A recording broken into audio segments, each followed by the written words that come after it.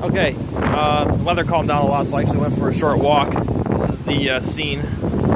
This is actually the curve I was talking about. Pretty gentle. It makes about a 90-degree turn in total, but as you can see, over the course of quite a while, it's a relatively shallow turn.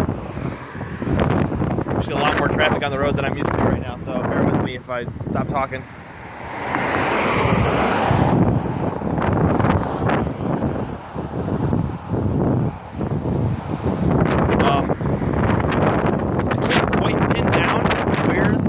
Slid out because there's no evidence on the roadway where my bike fell or where I was falling. I'm kind of blaming that tar snake that's right there, because if you kind of follow the road down, here's evidence of anything. Is looks like a peg was scraping, maybe handlebars. There's another one right up here, a little scratch in the road. And if we go farther down, there's a very obvious divot in the grass here. And then go down this ditch a little bit. There's some more evidence. And it's kind of really dug in here. This is where the bike was laying. Based on where the bike was, I want to say I was somewhere right about here. Right about in the middle of the turn, kind of apex.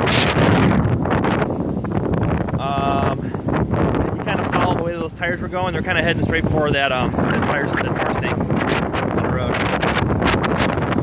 So I mean, a little bit of speed, a little bit of wet, a little bit of oil, and then that tar snake can definitely be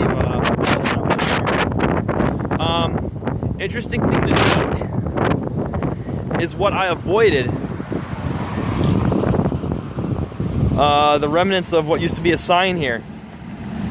I mean, it's got some flexibility to it, but I mean, that's pretty heavy gauge steel there. It's a pretty safe bet to say that had I hit that, not gonna have a good time. So that was kind of a stroke of luck. It's also interesting to note, this road and I have kind of a history. I don't know if you can kind of see those cars heading towards the turn there, and they're starting to turn to the left. Maybe about a month and a half or so ago, that's the turn where I had trouble with the front end washing out another time. That time specifically, I felt the bars turn, but the bike was still pretty stable.